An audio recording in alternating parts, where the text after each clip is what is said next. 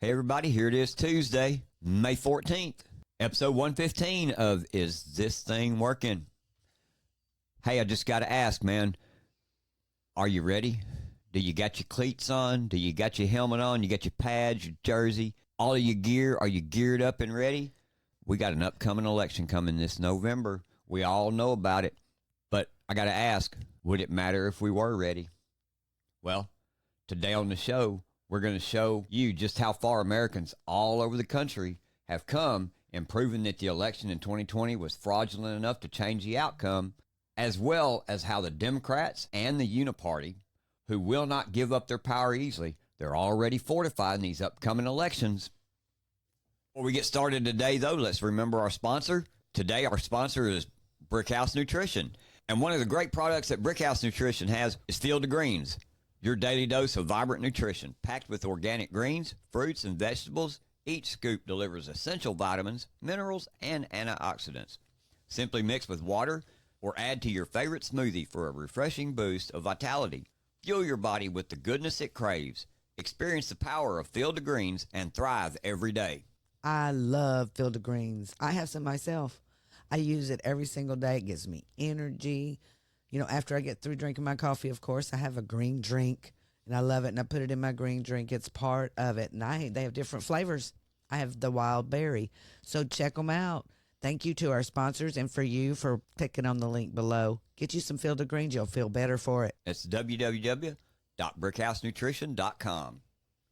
Welcome to the show, everyone. Before we start the show today, we want to state these are our opinions and our assertions. If you agree with us, tell your friends and share the show. Also, stomp that like button and please follow or subscribe wherever you see the name. Is This Thing Working? Also, you can get to every show and podcast on our website, www.is-this-thing-working.com. So check us out. Thank you so much for helping us grow. Also, we go live every day, Monday through Friday at 2 p.m. Central on Rumble, Getter, and X. You can download the Rumble app so you can follow the show and you'll receive instant notifications when we do go live. So here, let's get on with the show. So how's it going today, Denise? It's great. I'm glad to be here today. There's a lot of news going on and we have to prepare. We have to prepare everyone about what the 2024 election is going to be like. But first, we're going to start with what we start with every day, Trump Watch. Let's do it. So Trump is now having, Trump has court today, of course, and he is now having prominent conservatives attend the court proceedings with him, finally. This is who we're referring to today, who is with him, who has his back, they say. So he is joined in court this morning by Vivek Ramaswamy, Speaker Mike Johnson. Now, I just want to say something about that. Why aren't you having a hearing or doing anything to help President Trump besides, let's just stand up here and act like I care? Yeah, even if he's not trying to help President Trump today, like you say, why aren't you impeaching Secretary Mayorkas? Why aren't you impeaching Merrick Garland? Why aren't you impeaching Joe Biden? Why don't we have the Hunter Biden investigation continuing? What are you doing? We know what you're doing anyway. That's a whole different subject. It is a whole different subject, but you all get the point. You listen to us every day. You know that the ones that are fake, man. The ones that are pandering and trying to get reelected. Yep. Doug Burgum is also with him. Now that's a good man right there. If we talk about fake, there ain't no fake there. No. You remember back during the primaries when he was on stage with them and he come out and began to talk a little bit and they were all kind of looked at him and realized, oh shit, he sounds like President Trump. And you remember how they kind of pushed him off to the side? They pushed him aside. And they killed his debate effort. Yes. They took him out of it, man. You know, I hear he's in the top spot for the VP spot. I like Doug Burgum. I like Doug Burgum. We've been liking him from the beginning. Remember, we did a show on him, you know, at the very beginning about how we really liked him and we were kind of pushing for him and hoping he did well. You know how I am about calling things and then bragging on it later on. I might have called this too. You did call that. I don't know that I did. Not exactly this, but you called that he was genuine Yeah. And that's what we need. We need genuine people that really want to help the American people And understand what we're going through as American people. Yes, that's true. And then also Byron Donalds, Corey Mills, and then his son Eric and Eric's wife Lara Trump. Well, they call her the RNC co-chair, but she is Eric's wife. So anyway, that is who has President Trump's back today. Now, yesterday there was several that went also, and I'm not going to go through the list, but there's one that just stuck out, J.D. Vance, because one thing I will say about J.D. Vance is he has been behind President Trump this whole time. And he wrote on his X and he gives some observations. He says on here, he says, at the Trump trial today, some observations. He said, number one, we started in Trump Tower with a beautiful view of Central Park. Then you come to a dingy courthouse with people like Alvin Bragg. They prevent his supporters from getting too close to the courthouse, and they prevent his friends from standing too close to him. The president is expected to sit here for 6 weeks to listen to the Michael Cohens of the world. And this one is what really stuck. He said, I'm now convinced the main goal of this trial is psychological torture. But Trump is in great spirits. Could you psychologically have put up with this for as long as he has? I don't think I could have. Oh, no. I think I would have been an angry person every single day. Yeah. He's not allowed to talk. He can't talk. He can't say anything. Yeah. His attorneys have to confer with each other just to be able to talk and Right. to a witness. Yeah. I mean, this is not fair justice whatsoever. No, sure it's not. You know, and everyone sees it. Everyone sees what's going on. But though Mr. Fix-It is back on the stand today. The professional liar. The professional liar. You know, Cohen testified yesterday, and he's back on the stand. And he didn't shed light on anything President Trump did that was illegal. I have screamed this all over my social media and everywhere. Where is the crime? I've asked this question over and over. Where is the crime?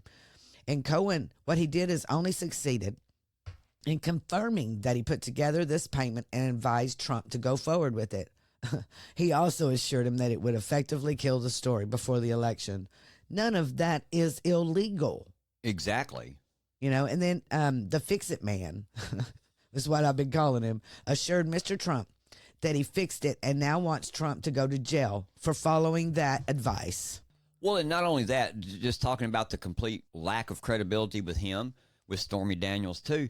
He jumps up there yesterday and he, like you said, he showed that there's no crime that President Trump committed, but damn, he showed himself even committing more crimes, even admitting to the crimes that he's committing, you know. And he even goes on there and he described how he set up a bank account to pay for Daniels. And he also said that when he went to the bank, that if the bank had known the purpose of why he was wanting to set this account up, they would have never let him set it up to begin with. So he lied to them. Not only that, he took a home equity loan out to get the money to even make these payments. And he done that under his wife's nose. He didn't even know about it. You know what I mean? So he gets up here and he admits all this shit. Yeah, this guy's he's a total liar. Yeah, this guy's real credible. He is. And as his testimony went on, Cohen also admitted to taping President Trump without his knowledge. Now that's a breathtaking breach of trust and confidentiality. I'm sorry. You're an attorney and you tape your clients. Do you tape all of them? Exactly. You know, or just President Trump because, oh, wait, we can hold this over his head. We can extort him, yeah. Which is what he admitted to. It is. Yeah. He admitted to all of this. You know, but folks, everyone knows this is all election interference. Yeah, it is. You know, this is what the Democrats are going to continue to do.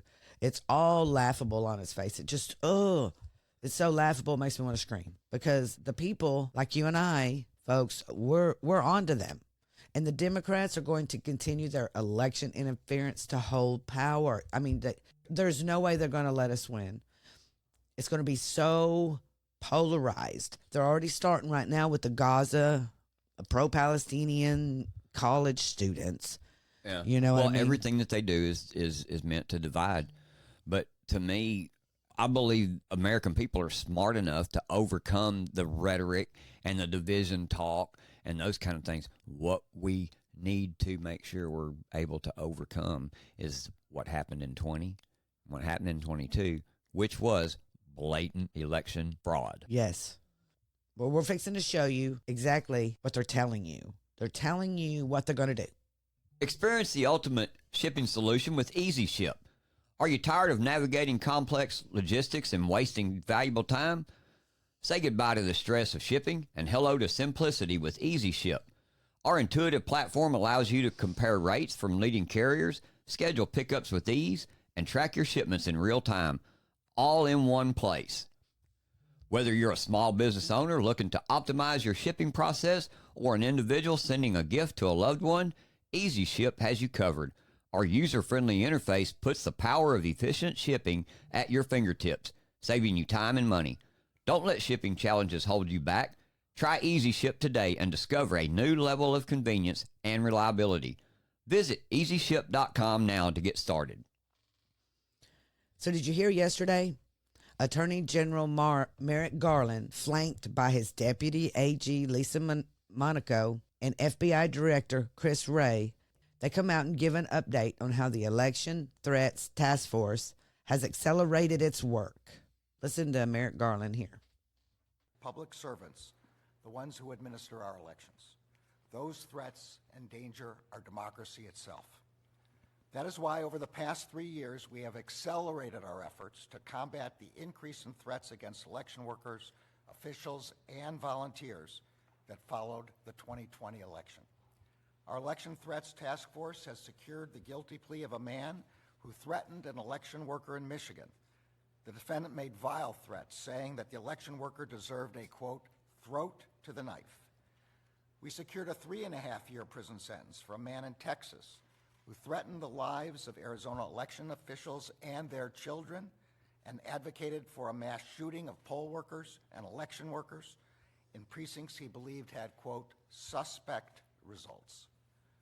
We secured a 3.5-year prison sentence for a Massachusetts man for sending a bomb threat to an elections official in the Arizona Secretary of State's office. We secured a 2-year prison sentence for a man in Texas who threatened Georgia officials in the wake of the 2020 election, including threatening to, quote, put a bullet behind the ears of an election worker. And we secured a 2.5-year sentence in prison for an Iowa man who threatened to lynch an election official in Arizona. Each of these cases should serve as a warning. If you threaten to harm or kill an election worker, volunteer, or official, the Justice Department will find you, and we will hold you accountable. The public servants who administer our elections must be able to do their jobs without fearing for their safety or that of their families. We will aggressively investigate and prosecute those who threaten. You have been warned, folks, by the Attorney General of the United States. And if those things really happen, because I think that would be a big news story for the news to cover.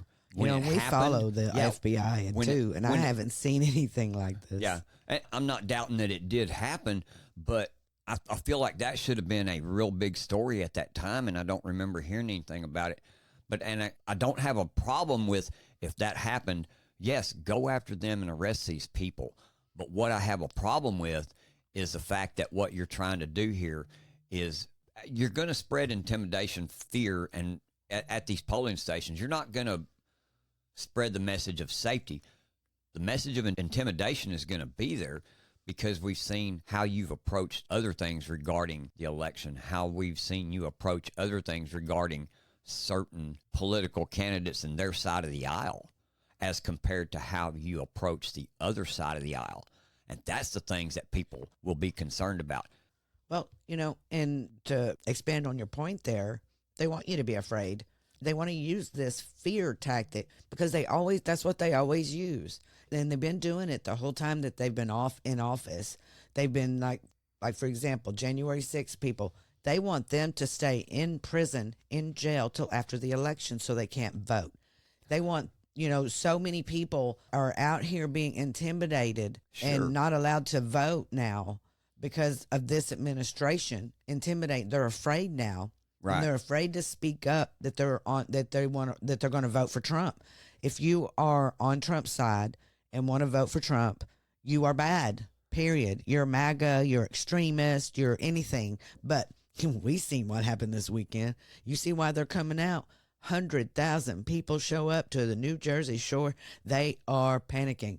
And not just this. Also, remember what happened that we seen and we played y'all last week, the Georgia 2020 election fraud that was going on? Yeah, where there's 380,000 ballot difference between the initial count and the recount. Yes. Exactly. You know, and we've also explained to you what's going on with the NGOs at the border.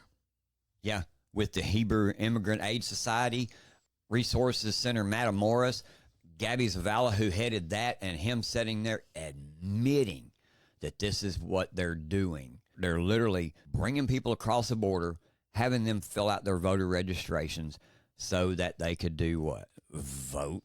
Vote in the elections. The replacement theory. That's exactly right. And we're going to let you hear someone that totally believes that what we're telling you is a conspiracy theory. Because she's a shill. She's paid to sit here and downplay all of that and make you think you're crazy that that's not happening. All right, well, listen to her, Jen Psaki, on Sunday. So in the usual flood of news this week, you may have missed the latest chapter in the MAGA effort to spread doubt about the integrity of our elections. And we love talking about stories that are undercovered here. So this week, Speaker Mike Johnson and a merry gang of election-denying Republicans held a press conference on the Capitol steps. And they were introducing a bill at that press conference that criminalizes something that is already very illegal, non-citizens voting in federal elections. But more notable than some completely unnecessary legislation and the press conference accompanying it is the narrative they're trying to push. There is currently an unprecedented and a clear and present danger to the integrity of our election system, and that is the threat of non-citizens and illegal aliens voting in our election. It's true that Democrats have expressed a desire to turn non-citizens into voters. That's what this open border has been all about. It's a combination of a wide open border and obstruction of any effort to verify the citizenship of who votes in our elections. These things are all combined in effort to end our Republican form of government. Okay, every time Stephen Miller shows up at a press conference, you know it's going to be crazy. But there's a whole lot of conspiracy brain to unpack there. First, the Speaker of the House and his fellow Republicans are falsely claiming that millions of non-citizens illegally vote. Look, Republican election conspiracies are nothing new, but what makes those remarks from Johnson and co. even more outrageous is the brazen attempt to actually tie two right-wing conspiracies together, all in one with a bow. Their false claim of mass election fraud and their racist and frankly dumb replacement theory. We've talked about this on our show before. It's the once fringe but now apparently mainstream Republican dogma that Democrats and elites are purposefully bringing in migrants from third world countries in order to dilute the influence of political power of real Americans. There you go. Yeah. We're a conspiracy theorist, and we just proved to you that we're not, that it's going on. And this is what they do, folks. They turn everything around on you, even though you've seen it with your own eyes. Yeah, you see the open border. You know exactly what it's for. Yes. And we have one more clip we want to play for you to totally discredit everything Psaki just said. Here's the thing that I seen with this right from the very beginning. When she starts her spill about all of this and she tries to discredit everybody, she comes out and the only way that she can do it is by lying. She says, and she emphasized, non-citizens can't vote. Non-citizens can't vote. Well, we know with the bill and the new wording in the bill that says that if a person believes themselves to be a citizen of the United States, then they're eligible to vote. We know that now. Yes. You can't sit here and tell me non-citizens can't vote. Yeah. And to prove it, here you go. Listen to Tucker. The U.S. Code, as of right now, would allow illegal aliens to vote in the upcoming presidential election. Title 18 says, if the alien reasonably believed at the time of voting that he or she was a citizen of the United States, that they are subject to no prosecution. We've seen many, many people coming across the border who are talking about their excitement about voting for Joe Biden and claiming that they are citizens. This is something that I truly believe we could wake up the day after the election and say what has just happened, and there's no way to undo it at that point. We've got to get ahead of it. We've got to have this debate now. I mean, so the election already seems rigged. It does seem like the fix is in. But the American people are the reason for hope. There you go. Title 18. That's where it says it right there. People don't believe what they're telling you. The replacement theory is real. They've been doing it. We've watched that border be open for 3 solid years, and we know exactly what they're doing. It was evident the moment they started busing them to Democrat cities. Yeah, the fix is in, like Tucker said. Yeah. The fix is already in. They're already doing it. And we need you to stand up and vote. We have to vote in massive to the massive point time. to the point they can't hide it. The only way they're going to take it is by force. And if we let them. That's right. You know, that's what happened in the 2020 election. And We did not start early enough. You know, And I know we we're trusted talking. I know them about our elections. Yes. You know, we have done this for years and years. We always knew there was some, you know, There always fraud. gonna There be. always is. But is it enough to overturn an election, right? And you know what? Maybe in the past it has, and we just never looked. Maybe. You know, I mean, who knows? But right now we know. We know. We have proof of it. You know, you've got 100,000 mail-in ballot applications that were falsified in Michigan. You got 733,000 of them that just vanished into thin air in the state of Arizona. Pennsylvania had 766,000. Georgia, if we, like you referenced earlier about the Georgia Board of Elections, 380,000 missing votes. You tell me that those wouldn't sway the election.